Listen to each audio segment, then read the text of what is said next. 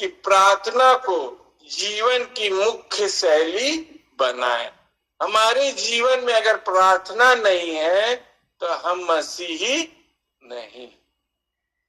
हम मसीही हैं तो हमारे जीवन में प्रार्थना होना चाहिए, क्योंकि प्रभु कहता है तुम्हारी देह पवित्र आत्मा का मंदिर है।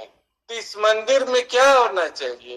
प्रार्थना होनी चाहिए, प्रार्थना होनी चाहिए। जैसा कि प्रभु, इसमें कुछ पॉइंट है, मैं बस पॉइंट बताता हूं। पहला पॉइंट है कि यीशु चाहता है कि हम सुबह सुबह जल्दी उठे और प्रभु से क्या करें? प्रार्थना करें। क्या हम ऐसा करते हैं? अगर नहीं करते हैं तो ये अपने हैबिट में हमें लाना है। ये हमें अपने हैबिट में लाना है कि हम सुबह सुबह अपने मोबाइल को ना ढूंढे, हम अपने प्रभु को ढूंढे, प्रभु से प्रार्थना करें। वो हमारा स्वर्गीय पिता है, हम उससे बात करें। हम इंसानों के सामने ना रोए, हम अपने प्रभु के सामने दिल का हाल अपना खोल के रख दे। वो हमारा स्वर्गीय पिता है, वो हमारा मांगने से पहले वो हमारी चीजों को क्या करता है? जानता है, वो पूरा करता है। दूसरा पॉइंट हम बोलेंगे कि अपने दिन की शुरुआत, हम अपने दिन की शुरुआत यानी दिनचर्या जब हम शुरुआत करते हैं तो हम अपनी दिनचर्या का शुरुआत प्रार्थना से करने वाले हो सके, प्रार्थना से करने वाले हो सके और अपने प्रभु का आदर और महिमा करने वाले हो सके। ठीक है। तीसरा पॉइंट, आप जो भी कार्य कर रहे हैं निरंतर प्रार्थना में लगे रहें। जिस प्रकार पहला थिस्सलुनीकियों 5:17 में कहता है, निरंतर प्रार्थना में लगे रहो। निरंतर प्रार्थना में लगे रहो और अवसर को बहुमूल्य समझो। ये जो हमें अवसर मिला है, हमें इसे बहुमूल्य समझना है कि आने वाले दिन क्या है? बुरे हैं। इसलिए प्रभु हमें सतर्क करना चाह रहा है कि हमारा जीवन प्रार्थनामय जीवन होना चाहिए। चौथी चीज कि बाइबल प्रार्थना में निरंतरता के बारे में सिखाती है कि हमें निरंतर यानी कि कंटिन्यूअस हमें प्रार्थना में लगे रहना है। हम अगर अपनी यात्रा को पूरा कर रहे हैं तब हमें प्रार्थना करना है।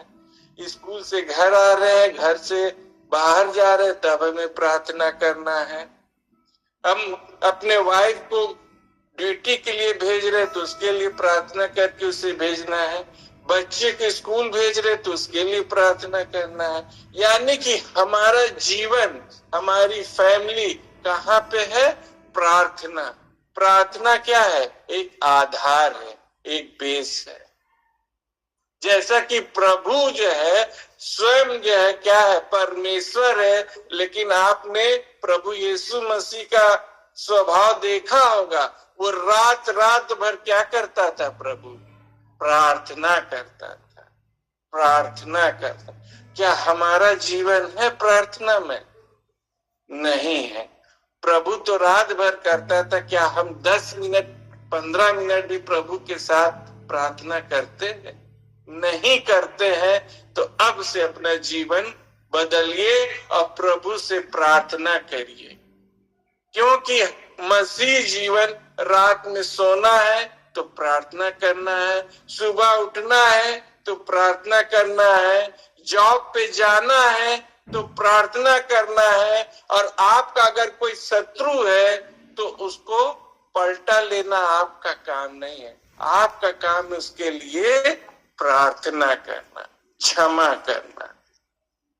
हमें सिर्फ और सिर्फ प्रार्थना करना है और बाकी प्रभु कहता है पलटा लेना मेरा काम। ये प्रभु पे छोड़ दे। हम किसी का न्याय करने वाले नहीं हैं, हम क्षमा करने वाले हैं। और हमें प्रार्थना यानी कि प्रार्थना कहीं होती है, कोई प्रेयर मीटिंग होती है, उस प्रेयर मीटिंग का हमें उस समूह का एक हिस्सा बनना है। वहां से हमें भाग नहीं जाना। समय ये नहीं कि आज हमें ये काम हो गया, वो काम हो गया, हम वहां से कट ले, नहीं, हमें समय देना है। आप किसको समय दे रहे हैं? अपने परमेश्वर को समय दे रहे हैं। परमेश्वर को समय देना सीखिए, क्योंकि समय, आने वाले समय और दिन बहुत बुरे होने जा रहे हैं। इसलिए आप लोग जो है अपने जीवन में प्रभु का आदर करें और प्रार्थना में जीवन व्यतीत करें। लूका 18:1 में कहता है, मनुष्य प्रार्थना करते रहे, हियाव न छोड़े। मनुष्य निरंतर प्रार्थना करते रहे और हियाव न छोड़े। मरकुस 1:35 में कहता है, भोर को बहुत सवेरे जब अंधेरा ही था, यीशु उठा और एक एकांत स्थान पे चला गया और प्रार्थना करने लगा। यानी कि भोर की प्रार्थना की बात हो रही।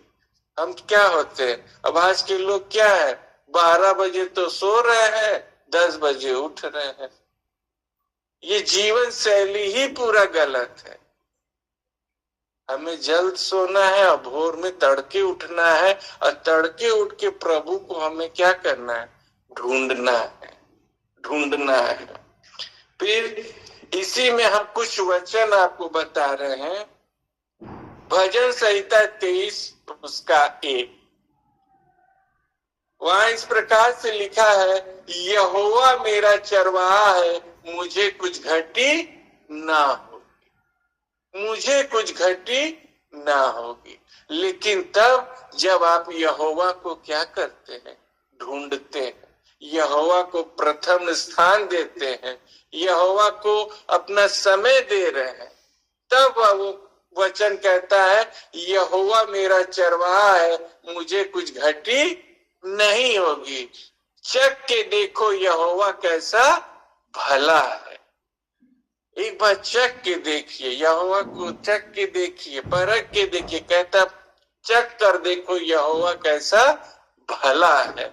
दूसरा वचन यहोशू 1:8, यहोशू 1:8 में कहता है, व्यवस्था की ये पुस्तक, व्यवस्था की ये पुस्तक तेरे चित्त से ना उतरने पाए, दिन रात इसी में ध्यान दिए रहना, क्योंकि जो कुछ इसमें लिखा है उसके करने की तू चौकसी करेगा तो तू क्या होगा?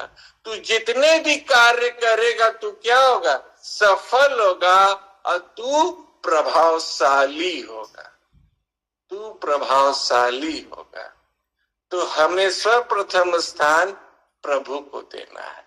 इस छोटे से वचन के द्वारा प्रभु आप सबों को बड़ी आशीष और बरकत दे।